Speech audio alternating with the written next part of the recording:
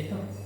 Bueno, vamos a hablar de los antibióticos, ¿sí? Siempre nuestra gran batalla de los humanos fue por ganarnos la vida, ¿no?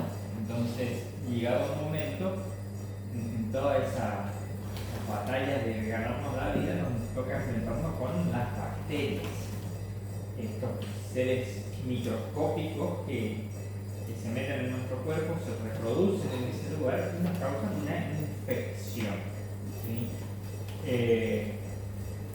Cuando se pudo identificar a las bacterias con el uso del microscopio, se empezó a conocer que las enfermedades eran unicausales, tenían una causa por la cual se producían, que era la presencia de estos microorganismos. Para cada enfermedad había un microorganismo específico que causaba cierto tipo de enfermedad.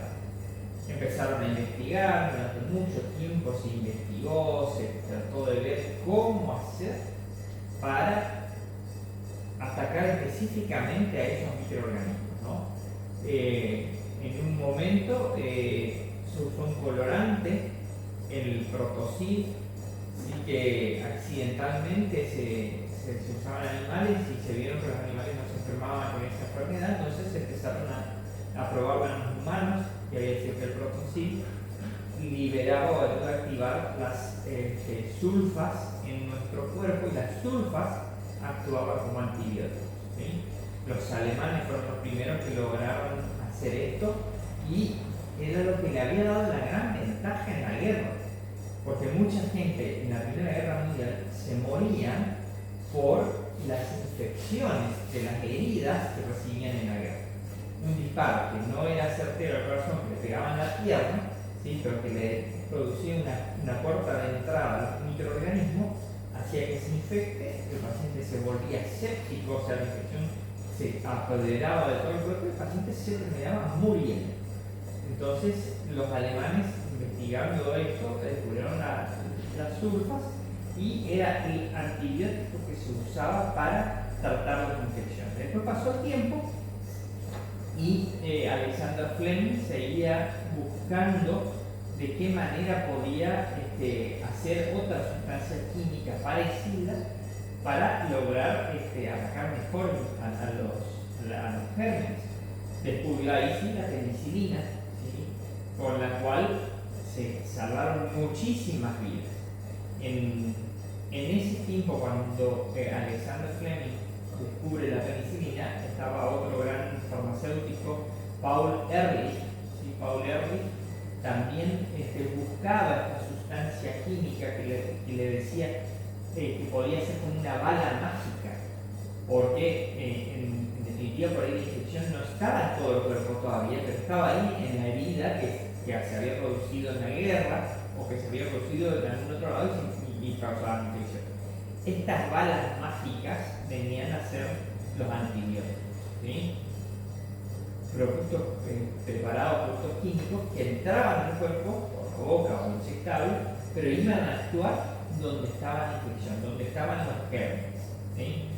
Estas balas mágicas en su momento le había puesto a uno de los antibióticos el nombre de Valsartan, ¿sí? Que era como un tipo de sulfa que también ayudaba a combatir a los gérmenes. Pero bueno, con el desarrollo de la penicilina se logró un gran avance, ¿no? O sea, con eso estábamos con un antibiótico que se podía llegar a reproducir en un laboratorio y de esa manera lograr atacar las infecciones. Pero se seguía investigando, porque no podíamos tener solamente un antibiótico, sino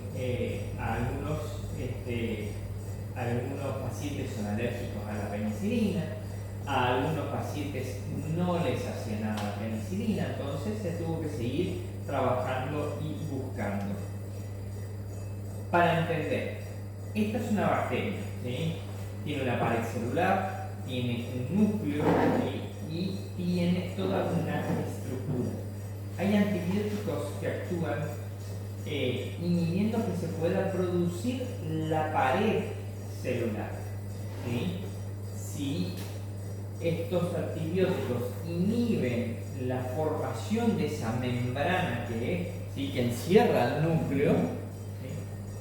estos antibióticos actuaban inhibiendo la formación de la membrana, lo que había dentro de la célula se desparramaba, se producía la lisis celular, ¿sí? Se desarmaba la bacteria. Otra forma de actuar de los antibióticos, porque bueno, las bacterias también evolucionan, igual que los virus, ¿no?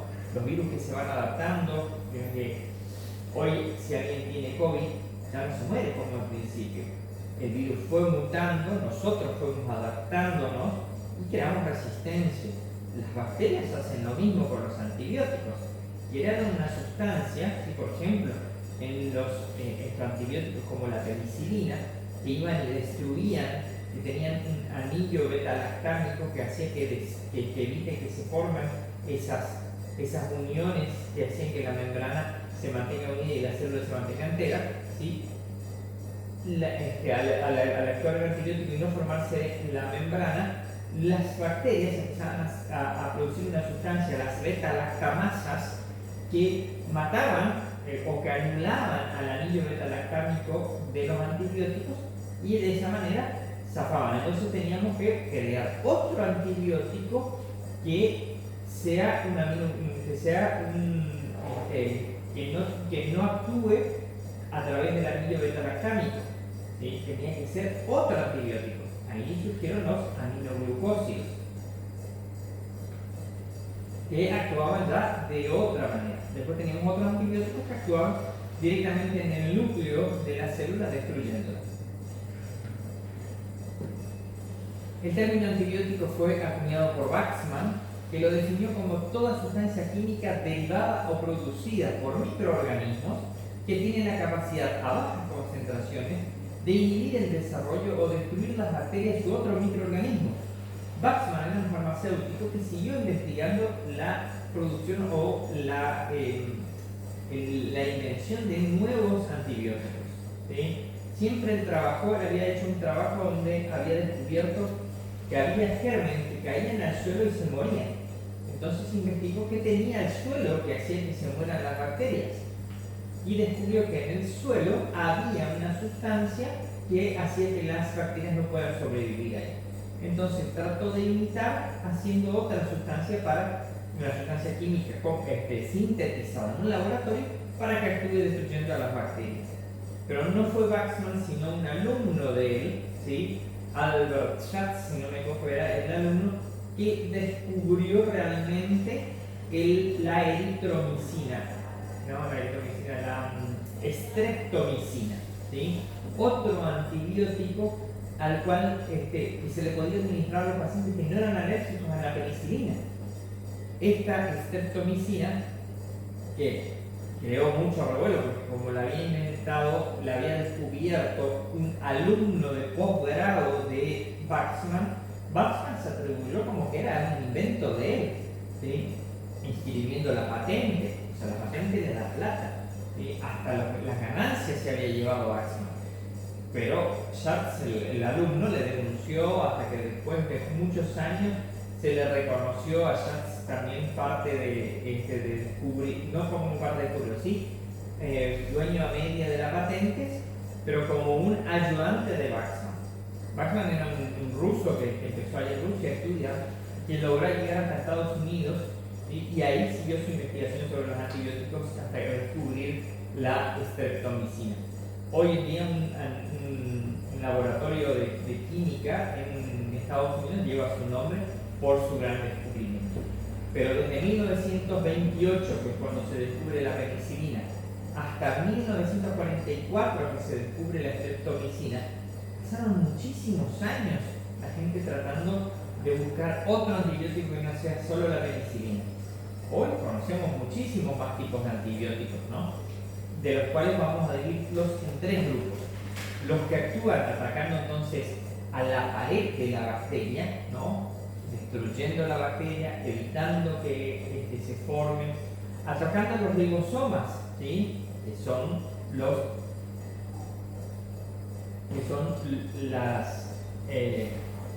elementos de la célula más pequeños dentro, o atacando al núcleo. Esas son las tres formas en las que van a actuar los antibióticos para destruir a la bacteria. Y vuelvo a hacer hincapié en esto. a las bacterias, no virus. Todo lo que produce gripe, todo lo que las enfermedades infecciosas que producen los virus, no le hace nada al antibiótico. Pero durante la epidemia de COVID, a mucha gente se le trataba con antibióticos. ¿Por qué? Porque los virus bajan tanto las defensas que cualquier bacteria que haya, ¿sí?, se reproduce y crea una infección. Nosotros en nuestra piel convivimos con bacterias, son saprófitos, viven ahí. Pero cuando alguien se corta, estas bacterias se meten debajo de la piel. Debajo de la piel se comportan diferente, se reproducen a toda velocidad, ¿sí? Al reproducirse tan rápido, son demasiadas, ¿sí?, y el cuerpo empieza a reaccionar, se produce la infección, ¿sí?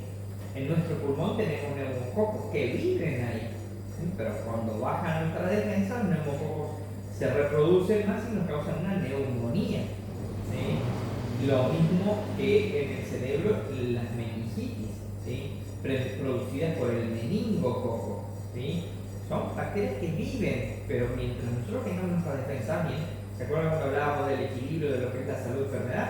¿Sí? Que se mantiene un equilibrio, no es que siempre estamos totalmente sanos, no siempre estoy sano, no, siempre estoy luchando para mantenerme sano, porque en algún momento me bajan las defensas y las bacterias empiezan a crecer y me puedo enfermar. De golpe hace frío, yo no traje abrigo, me bajan las defensas y me puedo enfermar. ¿Sí? Me pongo y me voy a tomar sol, no me di cuenta que el sol está a 45 grados, en pleno mediodía, hay rayos ultravioleta, me produce una quemadura y desmejoró mi salud y me enfermé, ¿no? De esto se trata, ¿no? Las bacterias, todos nosotros convivimos con todo. Mientras se respete el equilibrio, no hay problema, está todo bien. Pero donde el equilibrio se rompió, porque me enfermé, porque me estresé, porque estoy cansado y con sueño, y me fui, la flora bacteriana se reproduce y crece más rápido. Entonces, de los antibióticos que inhiben la pared bacteriana tenemos las penicilinas, las cefalosporinas, las carbapenemas y los monobactámicos. Estos son los antibióticos que inhiben la pared bacteriana, o la destruyen, o evitan que se forme, o rompen las uniones, porque la pared, acuérdense, están formadas por uniones. ¿Sí? En algunos casos los antibióticos, donde se tienen que unir y formar la pared, se mete el antibiótico entre medio, no se produce la adhesión y la célula se rompe. Empezamos por lo que son las penicilinas, ¿sí? Son las sustancias bactericidas y su actividad antimicrobiana es el resultado de la presión de la síntesis del mucopéptido en la pared celular, mediante la inhibición de las enzimas bacterianas que cumplen funciones en la síntesis de la pared. Muy químico esto, ¿no? Porque explica cómo actúa el antibiótico, ¿sí?, metiéndose en el medio de la formación de la pared, evitando que se forme, ¿sí? Alexander Fleming fue el descubridor de la penicilina. El penicilio es un moho que produce una sustancia natural con efectos antibacterianos. Fíjense que hoy la penicilina se logra sintetizar en laboratorio, ¿sí? No hace falta el moho penicilio, pero quedó con ese nombre porque el penicilio segregaba esta sustancia que era tóxica para el estreptococo, ¿no? La lisis significa la muerte de las bacterias, y en su caso la de las bacterias patógenas. Por ejemplo, el Staphylococcus aureus, crecidas en una placa. Aunque él reconoció inmediatamente, muchos de sus colegas tardaron mucho tiempo en reconocer que realmente era un buen descubrimiento. Sin embargo, el antibiótico despertó gran interés en los investigadores estadounidenses durante la Segunda Guerra Mundial, quienes trataban de suplantar el uso solo de la sulfa, que era un invento alemán. Dentro de lo que son las penicilinas tenemos las penicilinas naturales, la penicilina cristalina, la benzatínica, la procaínica, la fenoxipenicilina. Después empezamos con los primos, por decirlo así, de la penicilina, las aminopenicilinas. donde está la ampicilina, la amoxicilina, y después las isocazólicas. Ahí tenemos la dicloxacilina, la oxacilina, que no son tan conocidas, ¿no? Ni siquiera también las carboxipenicilinas como la carbenicilina o la ticarcilina. Sí, la urodopenicilina como la piperacilina. Ese sí, por ahí un poquito más conocido. Dentro de lo que es las penicilinas naturales, ¿sí? La penicilina benzatínica es la penicilina de depósito. ¿Sí? El nombre comercial hoy con el cual lo comercializa el laboratorio Vago es Pendiven. Antes había otro laboratorio muy conocido que era el laboratorio Waite, ¿sí? Y tenía la penicilina que se llamaba hace tanto tiempo que ya no sale más esa penicilina, que venía en una caja grande, pero venía sin el solvente indoloro y dolía muchísimo porque son penicilinas de depósito. Esa penicilina está en forma de cristales, como pequeños pedacitos de vidrio, ¿sí? En realidad como sales. Cuando se inyectan, ¿sí? Hay que tener mucho cuidado de que no se tape la aguja, ¿sí? Cuando se inyectó todo hasta adentro, eso dura hasta 15 días en el cuerpo y se va deshaciendo con el mismo calor del cuerpo. Dentro de las penicilinas naturales tenemos la penicilina sódica, que es la penicilina que se usa, que es apta para uso endovenoso. La benzatínica no se puede usar en la vena, ¿sí? Si nosotros llegamos a inyectar en la vena esa penicilina, el paciente hace un trombo y se muere. Y la que se usa endovenoso es la penicilina sódica. Y la penicilina que se usa en vía oral como jarabe es la fenoxipenicilina, ¿sí? Esa es la única presentación de penicilina vía oral, ¿sí? Que se prepara en jarabe. De las aminopenicilinas, como les decía, que son los primos sintéticos de las penicilinas naturales, ¿sí? El paciente que es alérgico a la penicilina ni siquiera a veces podemos hacerle penicilina sintética, ¿sí? O las aminopenicilinas. En algunos casos lo toleran bastante bien. Bueno, como les decía, la penicilina sódica también se puede hacer intramuscular, pero causa mucho dolor también. La penicilina G-procaínica viene con un anestésico, que hoy en día el Pendiven ya viene también para prepararse con el solvente indoloro para que justamente no cause tanto dolor. Las sintéticas, ¿sí? Son beta-lactamasas resistentes, ¿sí? ¿Se acuerdan que les dije que las otras tenían un anillo beta-lactámico con el cual destruían la pared? Después las bacterias se acostumbraron y empezaron a producir beta-lactamasa. Entonces tuvimos que modificar antibióticos para que también sean resistentes a la beta-lactamasa que producían las bacterias, ¿no? Estas penicilinas sintéticas son las que son resistentes a las beta-lactamasas que producían las bacterias.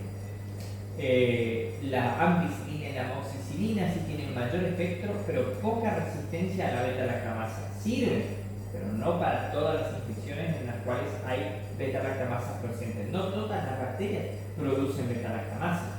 Por eso es importante la identificación del germen. Cuando un médico ve al paciente, ¿no? Él hace el examen y puede llegar a ver, ¿no? Que el paciente tiene, por ejemplo, placas en la garganta. Esas placas que se ven ahí en la imagen son típicas de una amigdalitis pultácea producida por un estreptococo, ¿sí? El estreptococo piógenes, ¿sí? Entonces, no se hace la identificación del germen, ¿sí? Directamente le dan una penicilina y ya sabes que le van a matar seguro al germen. Pero ¿qué pasó?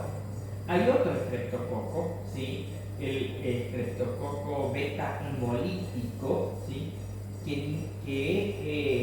que muchas veces no produce esas placas, o que está en las placas, pero que es resistente a la penicilina, o que si bien el paciente es resistente, el grupo familiar no lo es y le termina contagiando otra vez todas las veces al paciente de la misma infección.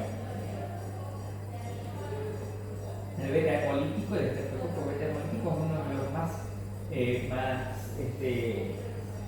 más bravos de los estreptococos, porque enseguida ataca el riñón, ataca las válvulas cardíacas, ¿sí? Entonces, para identificar, ¿sí?, hay que con un hisopo tocar la placa, ¿sí?, cultivar en un laboratorio, identificar qué germen es el que causa esas placas, ¿sí?, y hacer un antibiograma, ver a qué antibióticos es resistente. ¿Ah?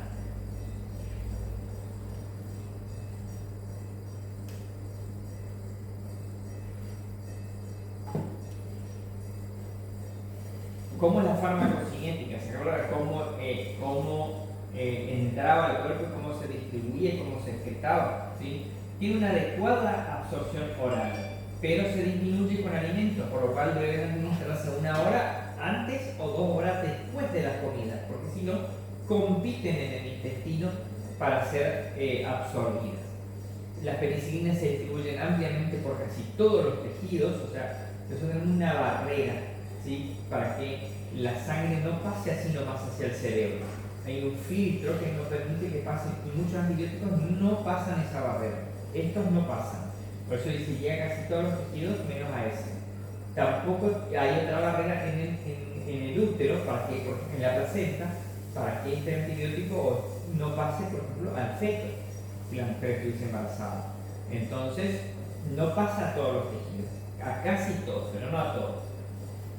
Su penetración a líquidos cefalorraquídeos es mínima, por eso este antibiótico no serviría, por ejemplo, para el tratamiento de una meningitis. ¿Sí?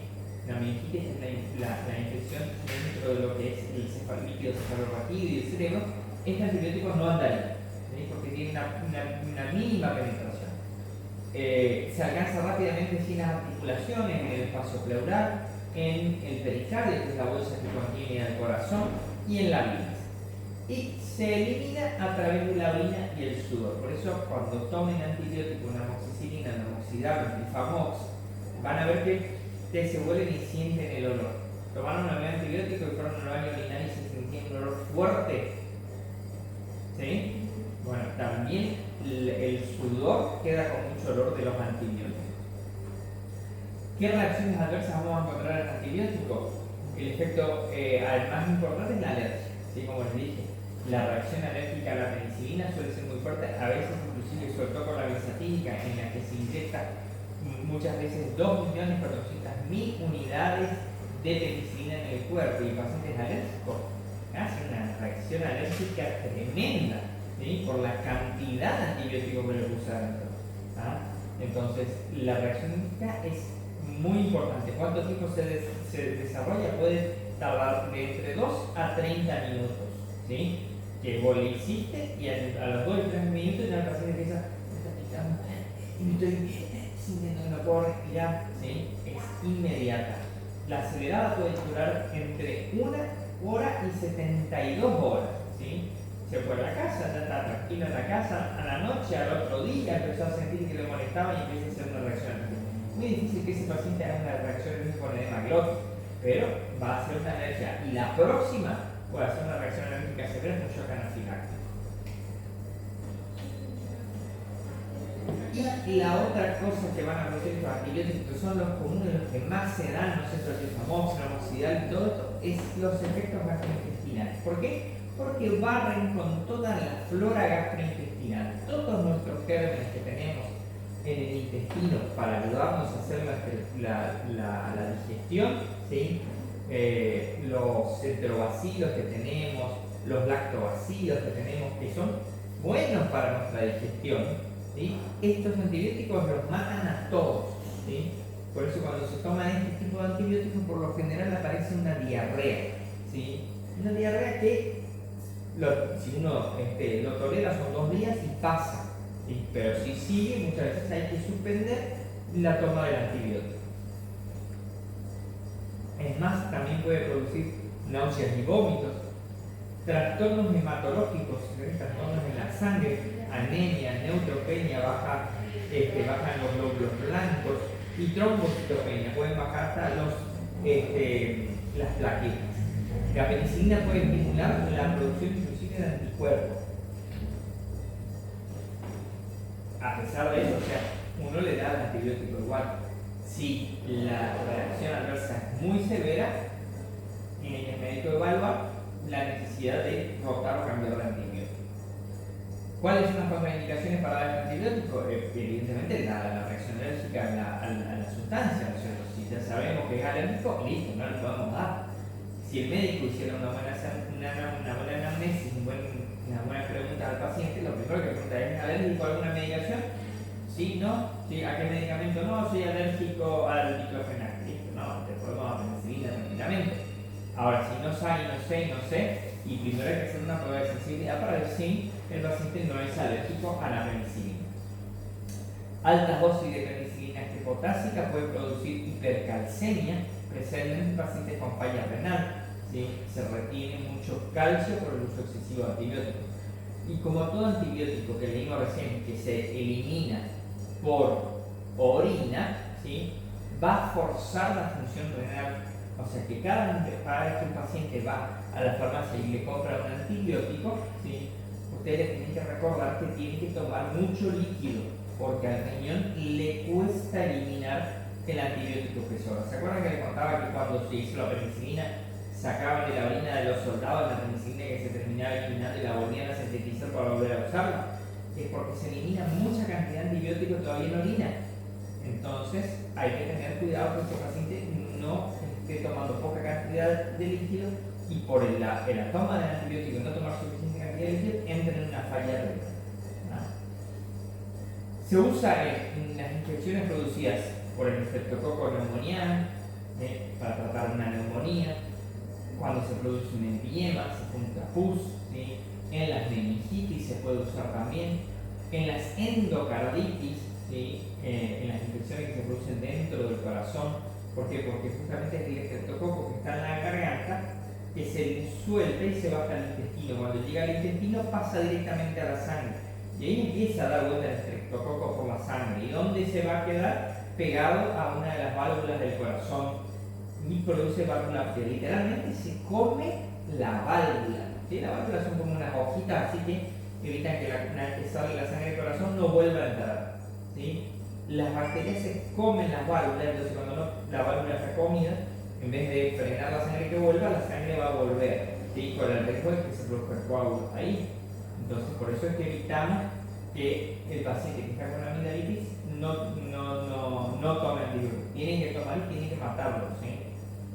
Y también en las artritis reumatoideas. ¿Por qué? Porque el otro lugar donde van a ir a quedarse las bacterias es en las articulaciones, produciendo mucho dolor en las articulaciones porque se empiezan a comer el cartílago de las articulaciones. Entonces, ahí sí el uso del tratamiento con la penicilina es largo para hasta eliminar las bacterias que hay ahí en las articulaciones. En las infecciones por amigdalitis, el germen es el Streptococcus pyogenes, ¿sí? Cuando el paciente tiene fiebre sin foco, en la profilaxis para evitar que sea una amigdalitis, ya muchas veces le dan este antibiótico. En las endocarditis, en los dolores de oído, ¿sí? Causados por la infección en el oído medio. La sinusitis por Streptococcus viridans, ¿sí? La sinusitis es la inflamación de los senos. Nosotros toda la cara y la frente el hueso tiene agujero. No sé si vieron alguna vez un cráneo óseo, más que las películas. Si ustedes cortan, ¿sí? Toda la cara, el hueso atrás está agujereado, o sea, el hueco. ¿Sí? Si yo me golpeo muy fuerte acá, el hueso se rompe y se rompe una cavidad que tiene atrás. Esas cavidades, ¿sí? Se llaman senos. Estas cavidades le dan la forma y la característica de cada cara. Estos senos están recubiertos adentro por células que producen secreciones. Cuando estas células de estos senos se inflaman, se produce la sinusitis, ¿sí? Y es muy difícil llegar porque están metidas muy adentro, ¿sí? Pero en estos casos anda muy bien las penicilinas. Y se usa también en el tratamiento, la profilaxis, evitando para que se formen infecciones a nivel del corazón también. Bueno, esto es interesante porque para tener en cuenta para aconsejar al paciente. Llego a la casa y tomo ahora el medicamento y les controlo el medicamento a 11:30 de la mañana. No, porque ya va a comer seguramente. Entonces, aconsejable, ¿no? Que tiene que comer 1 hora antes de la comida o 2 horas después de la comida, para que se absorba correctamente y no interfiera con las comidas. Tener en cuenta que estos medicamentos pueden producir mucha alergia, entonces si empieza con una picazón en la piel, en la cara interna de los brazos, ¿sí? Recurrir al médico puede ser que esté haciendo una reacción alérgica. Cuando toma durante mucho tiempo el antibiótico, hay que hacer un análisis para ver cómo está el riñón, a ver si no se está forzando la función renal. Igual con todos los antibióticos, también es bueno el laboratorio para ver cómo está el hígado, porque todos los medicamentos que tomamos o que nos inyectamos pasan por el hígado. Y evaluar el estado de conciencia y el aumento de la presión intracraniana en algunos pacientes, ya en el uso prolongado de este tipo de antibióticos. Otro de los medicamentos que inhiben la pared bacteriana son las cefalosporinas. De las cefalosporinas tenemos medicamentos que vienen fíjese, se introdujeron en clínica en los años 60. Estamos en el 2024. ¿Hace cuántos años? Ya tenemos casi 60 años solo de este antibiótico, ¿sí? Imagínense las cefalosporinas de primera generación. Hoy ya para muchos son resistentes, ¿sí? También poseen un anillo betalactámico. Ahí ustedes pueden ver en verde, en la fórmula química, ese pentágono, hexágono que está formado en verde. Ese es el anillo betalactámico descrito en una fórmula química. Abarcan los gérmenes, lo bueno es que abarcan a los gérmenes gram negativos. Hay gérmenes gram positivos y hay gérmenes gram negativos. Es una cuestión de coloración para la identificación del germen, pero el tratamiento varía, porque los antibióticos como las penicilinas no le afectan a los gérmenes gram negativos, y muchas veces tenemos que terminar usando otro tipo de antibióticos, pero muchas veces si nosotros no tenemos la identificación del germen, podemos estar dándole antibiótico y el paciente no mejora, porque seguramente es un germen gram negativo y no le está haciendo nada por eso el antibiótico. Las cefalosporinas son parecidas, porque por supuesto son del mismo grupo, inhiben la formación de la pared, tienen un mecanismo similar a las de las penicilinas, actuando como bactericidas, destruyen a las bacterias, se rompe la pared y la bacteria se destruye, no puede volver a formarse. Los nombres comerciales, ¿sí? o con qué nombre vamos a encontrar estas cefalosporinas de primera generación. Tenemos el cefadroxilo, la cefalexina, la cefalotina, ¿sí? Entre los más conocidos. La cefalexina y el cefadroxilo se usan porque andan muy bien en infecciones específicamente de piel, ¿sí? En tanto que la cefalotina anda muy bien a nivel hueso. Se usa contra el Proteus mirabilis, contra la Escherichia coli, contra el pneumoniae, ¿sí? Su administración casi siempre suele ser endovenosa y se distribuye en todos los tejidos de compartimiento.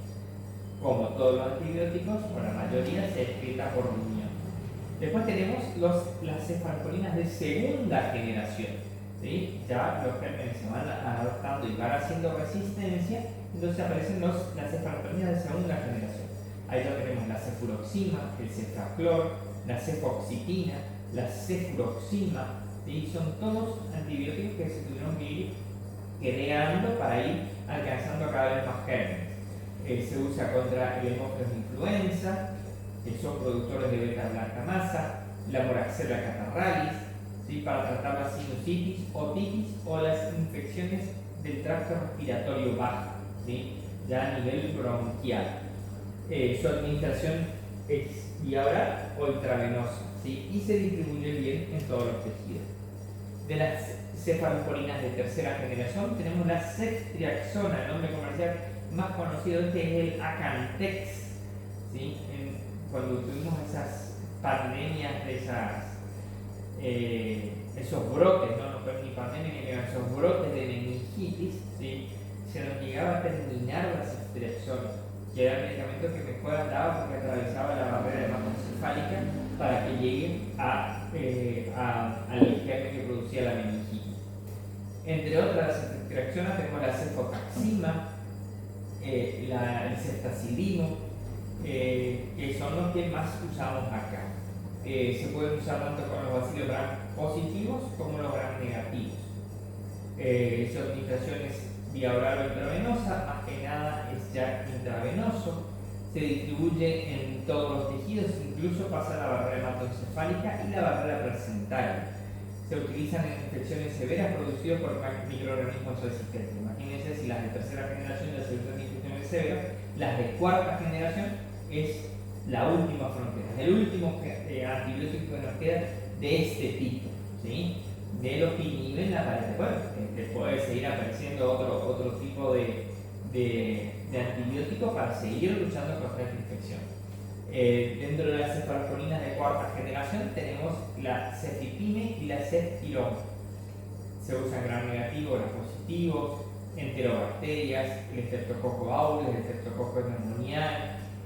Su administración es exclusivamente endovenosa, se distribuye en casi todos los tejidos y atraviesa la barrera hematoencefálica, especialmente si hay una infección, ¿sí? Porque muchos al haber infección el antibiótico no llega hasta el sitio de la infección. En este caso sí. Dura apenas 2 horas en la vida media de un antibiótico. Entonces, este antibiótico que no se puede usar, por ejemplo, para que tome en la casa, pero por otro lado no se toma en el endovenoso, sino que es para cuando el paciente está internado.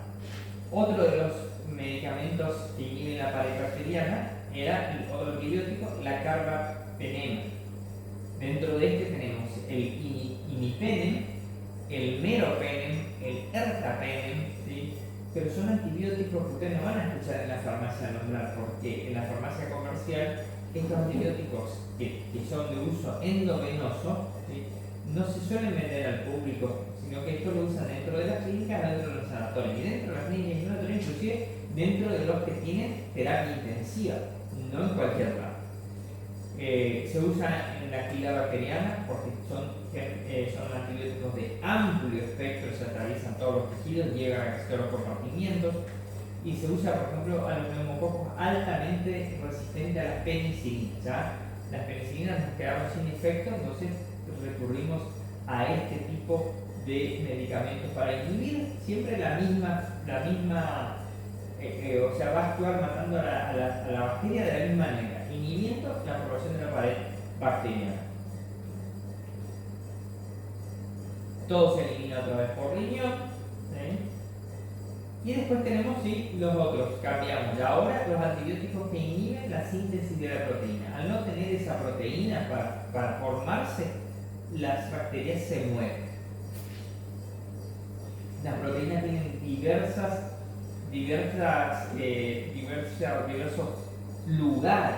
Esos lugares significan 50S, 30S.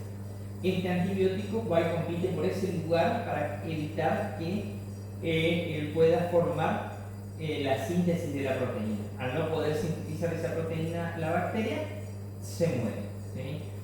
Dentro de esos antibióticos tenemos el cloranfenicol, las lincosamidas, el linezolid, los macrólidos, ¿sí? Dentro de los macrólidos tenemos la claritromicina, la acitromicina, ¿sí?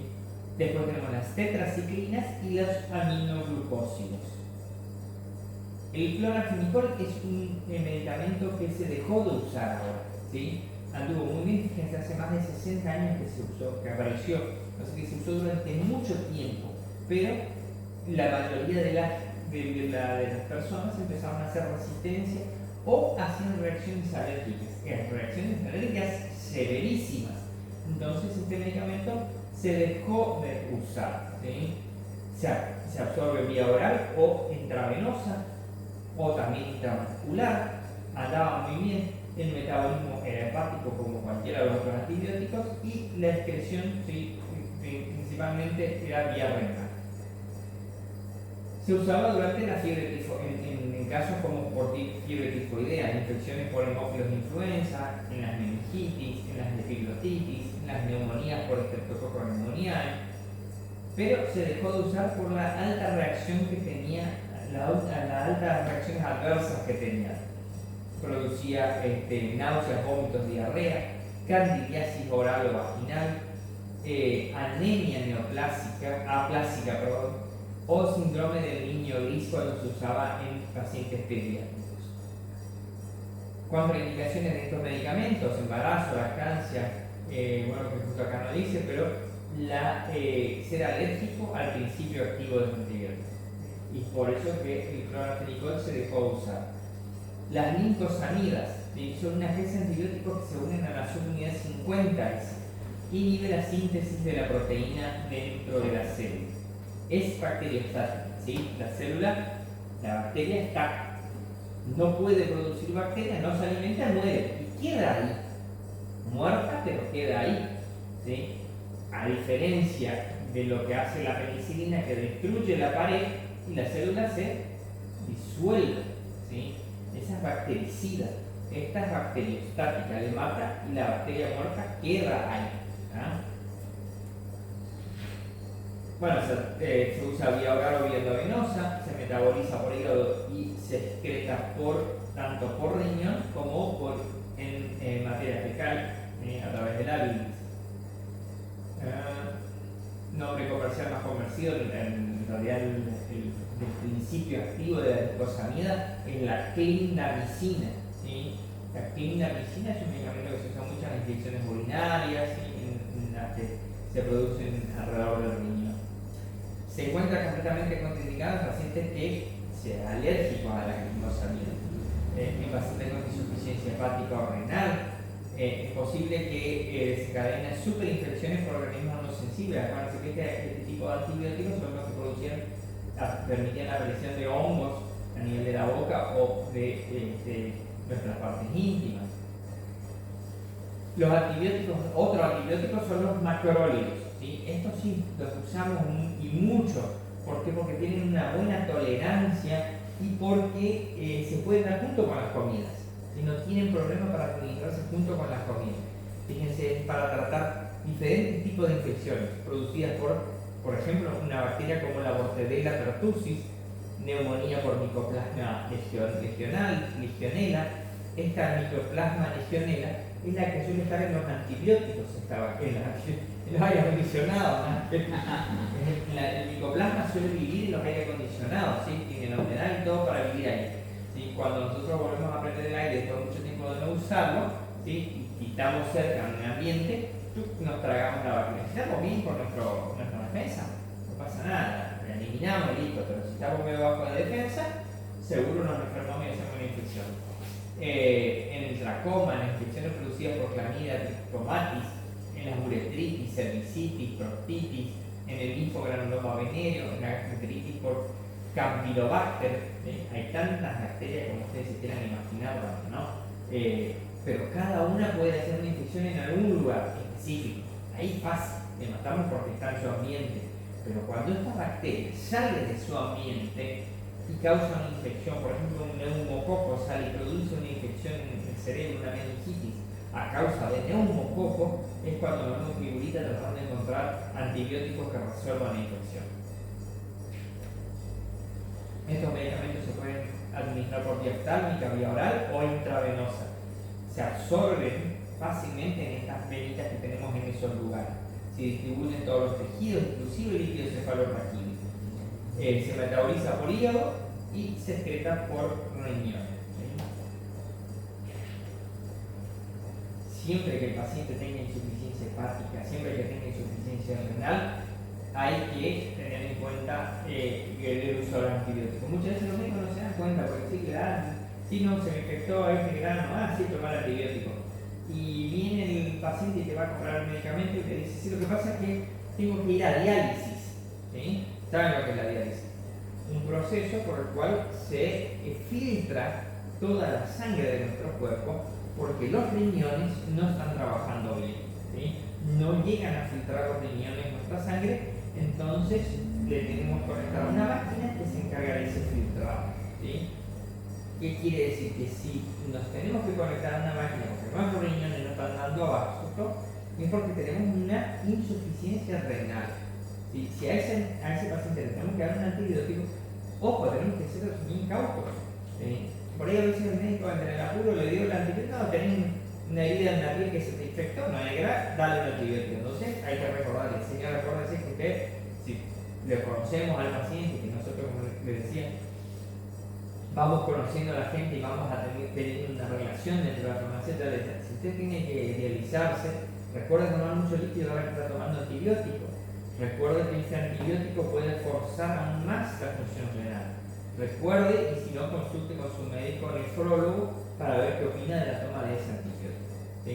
Sugerirle siempre esas cosas, ¿sí? Para que tengan en cuenta de lo complicado que es. Bueno, con el indicado del embarazo, siempre en esto, en medicina es así, riesgo-beneficio. Puede ser que me haga mal, sí, pero si yo no lo tomo me hace peor. Entonces, bueno, pongo en la balanza, si algo me hace mal, que sea lo menos mal. Entonces, siempre se usa el riesgo-beneficio para evaluar si se da el antibiótico o no, o cualquier otro medicamento, ¿cierto? Otro de los medicamentos que inhiben la síntesis de proteína dentro de la bacteria son los aminoglucósidos, ¿sí? Dentro de esto tenemos los fármacos como la gentamicina, el nombre comercial es gentamina, la amicacina, la streptomicina, la neomicina. La neomicina se usa mucho de uso tópico, ¿sí? Las infecciones de oído, ¿sí? Viene el Ciriax otic, o viene, se llamaba el Neoman L, es un antibiótico, es un antidiarreico, porque también hay infecciones en el tracto digestivo, entonces se asociaba la neomicina con un antidiarreico, y eso se le daba para evitar la diarrea y curar la infección que podía tener. También las gotitas que se ponían en el oído venían con neomicina para tratar las infecciones de piel que podía haber dentro del conducto auditivo, ¿sí? Todos estos medicamentos son aminoglucósidos, se libera por vía intravenosa o intramuscular, se absorbe en la sangre y puede atravesar la placenta. Casi todos estos medicamentos se usan casi todos, ¿sí? O tópicos o vía endovenosa o intramuscular. Los efectos adversos son nefrotóxicos, o sea, dañan al riñón, pueden producir tromboflebitis, producir pequeños coágulos. Está contraindicado, sí, por supuesto, en el paciente que tenga una función renal alterada, pacientes que tienen problemas para escuchar. En esos pacientes se tiene que evitar este tipo de aminoglucósidos tratados de usar. Vigilar a los pacientes en busca de síntomas de toxicidad, estar atentos si aparece disminución de la audición. Todo depende muchas veces también, uno dice, sí, pero tomo el antibiótico 5 días, no pasa nada. Sí, pero si durante toda mi vida tomé cada mes tomo el antibiótico, va a llegar un momento que sí me va a haber hecho mucho daño. ¿Sí? Entonces, por eso es que tengo que evitar. Hay mucha gente que dice, no, me dice, tome ese medicamento, me dice, voy a comprar otra vez de ese medicamento, en vez de volver al médico a ver si puedo volver a tomar el medicamento o no. Otro de los medicamentos que inhiben la síntesis de la proteína son las tetraciclinas, ¿sí? Son un grupo de antibióticos de dos tipos, naturales y semisintéticos, ¿sí? Dentro de lo que son las tetraciclinas, ¿sí? Tenemos la doxiciclina, la aminoxiclina, la tetraciclina y la tigeaciclina. Casi todos estos son de uso hospitalario, sobre todo por el control que tenemos que tener sobre el paciente en el caso de la administración. Hay diferentes enfermedades en las que se usa, ¿no? El granuloma inguinal, en la epididimitis aguda por transmisión sexual, la bartolinitis, la cervicitis, la enfermedad inflamatoria pélvica, ¿sí? Son infecciones muy específicas, como ustedes ven, del tracto del aparato sexual masculino como femenino, ¿no? Es a esos lugares donde llega bien.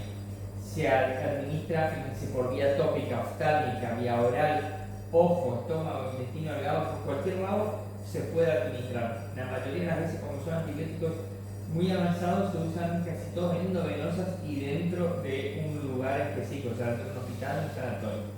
Contraindicado en el embarazo, lactancia, niños menores de 9 años, ¿sí? Deben evitarse en pacientes con lupus, o sea, enfermedades autoinmunes, no se debe ingerir con leche, ya que se inactivan estos antibióticos.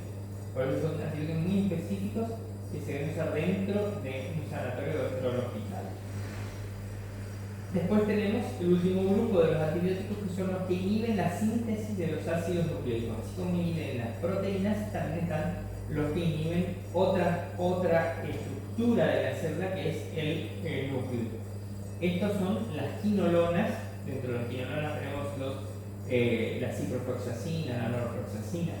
Estas tenemos las quinolonas, los nitromidazoles, los lipopéptidos, los glucopéptidos y las sulfonamidas, que se suelen asociar con la trimetoprina. Actúan sobre los ácidos nucleicos. Las quinolonas tenemos, así como las cefaloporinas, de primera, segunda, tercera y hasta cuarta generación. El primero es el ácido naridíxico. Después tenemos la ciprofloxacina, la norfloxacina. La tercera generación son la gabifloxacina y la levofloxacina, que no hace 10 años que salió. Y ya tenemos ahora la moxifloxacina, que salió, que se usa como quinolona. Estos antibióticos andan muy bien. Es más, se le juntó con una molécula de flúor, que se convirtieron en fluoroquinolonas, lo que las hace más potentes inclusive contra las infecciones. Están contraindicados en pacientes que sean alérgicos al principio activo, en pacientes que sufren de una enfermedad neural como la epilepsia. ¿Sí? Esos pacientes no pueden usar fluoroquinolonas. En pacientes con antecedentes de trastornos en los tendones del cuerpo, o que ya hayan tenido problemas por la administración de fluoroquinolonas. En niños menores de 18 años no se usa durante el embarazo y en las mujeres que están amamantando. Pero tenemos lo que son las sulfamidas. ¿Sí? La sustancia química sintética derivada de la sulfamida es también bacteriostática. ¿Sí? Mata a la bacteria. ¿Sí? Como les dije, los únicos que destruyen la pared celular y se deshacen las células son las penicilinas y sus derivados. ¿Sí? Todas las demás que vimos, ¿sí? Unas inhiben la síntesis de proteínas, la otra la síntesis de los ácidos nucleicos, haciendo que la bacteria se muera, pero queda ahí. ¿Sí? Son bacteriostáticos. Son de amplio espectro, se emplean como antibióticos antiparasitarios en el tratamiento de enfermedades infecciosas. Se puede administrar por vía endovenosa o vía oral, ¿sí? Se absorbe bastante bien. Se alcanzan concentraciones terapéuticas en el plasma, líquido cefalorraquídeo, en el líquido que hay dentro de las articulaciones, el líquido sinovial. Atraviesa la barrera placentaria, pudiendo inclusive producir efectos tóxicos. Entonces hay que evaluar si la mujer está embarazada y bueno, no le demos este tipo de antibióticos. ¿Sí? La sulfa no se le puede dar porque puede producir un efecto tóxico, entonces hay que buscar otro.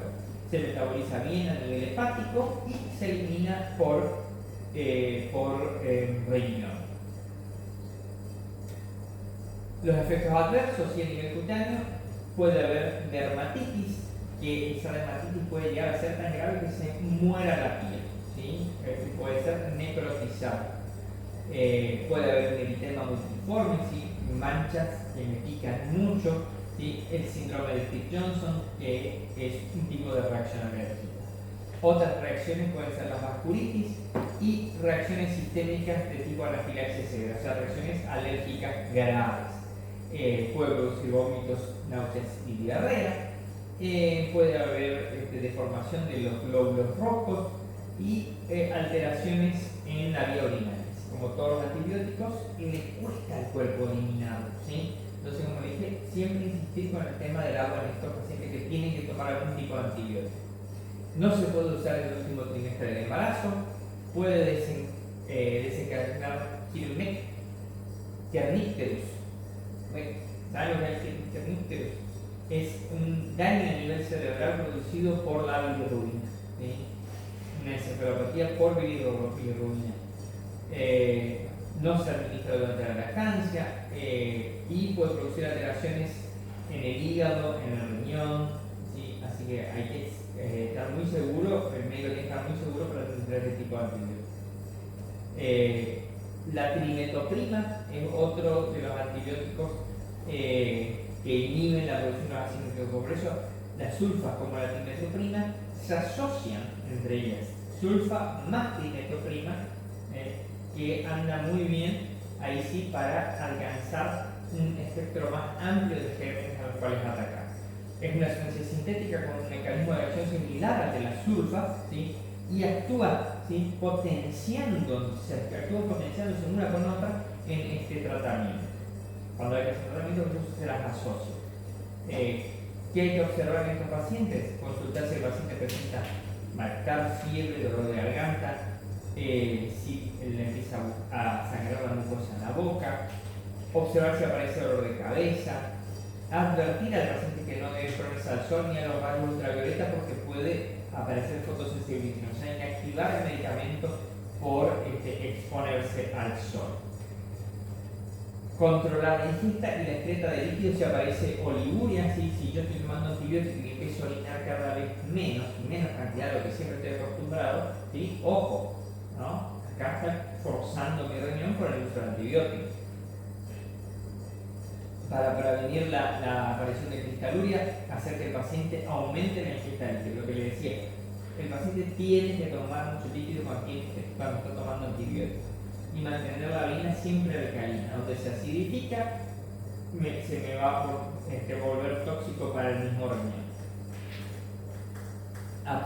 Explicar a los pacientes que usen sulfa por vía tópica, que deben usar su uso si aparecen síntomas de irritación. Cuando la sulfa se usa en pomada y produce irritación, suspendemos el uso, ¿sí? Muchos de los antibióticos que vimos no son, y que vimos muchos, no son todos los antibióticos. Siempre aparecen nuevos antibióticos, ¿sí? Porque así como nosotros nos vamos adaptando al clima, al estrés, a las enfermedades, las bacterias también se vuelven resistentes a los antibióticos, ¿no? Entonces van evolucionando y empiezan a hacer antibióticos nuevos, nuevas formas de atacar a las bacterias, y muchas veces las balas mágicas, como decía Paulero, atacan a esta célula, pero al atacar a esta célula y matarla, muchas veces dañan todo el epitelio que rodea esta célula, ¿sí? Entonces, no es que los antibióticos sean tan inocuos, ¿no? Yo tomé un antibiótico y no me hizo nada y sigo enfermo, entonces, bueno, me tomo otro antibiótico y mejoré unos días, pero después volví a caer, entonces, hay otro antibiótico, dame otro antibiótico, ¿no? ¿Sí? Todo esto desgasta el cuerpo y forza la función del hígado, que tiene que metabolizarlo, y del riñón, que tiene que excretarlo, ¿sí? Entonces, por eso, cuando el paciente toma mucho antibiótico, fíjese, vio a su médico, sí, lo que pasa es que me dice, vamos a probar con este otro. Y muchas veces pasa así, cuando viene, no, otra vez viene con lo mismo de siempre, vamos a probar este. Entonces, vaya a un médico especialista, ¿sí? Vea que la infección realmente sea y lo que necesita su cuerpo es un antibiótico, porque uno se hace un buen examen, un buen análisis, identifica correctamente al germen, y en base a eso el tratamiento va a funcionar mejor. Porque si yo estoy probando y no sé qué germen es, le puedo estar tirando con cualquier cosa a la bacteria y la bacteria se mata de risa. Yo le puedo estar dando una ampicilina para una infección producida por un germen gram negativo y no le hace nada, ¿sí? Se va a estar matando a risa la bacteria mientras yo forzo mi riñón, mi hígado, todo dándoles antibióticos. Entonces, muchas veces hay que decirlo, porque muchas veces la gente no sabe, ¿no? Trate de ver a un especialista, trate de hacer una segunda consulta, ¿sí? Para que, porque ya tomó varios tipos de antibióticos, para identificar y atacar correctamente a la enfermedad. No sé por qué saqué Escape. Escape. Muy bien. Espero que me haya ido muy rápido. ¿Alguna duda sobre algún antibiótico que quieran saber? Ya vieron muchos antibióticos allá, había gente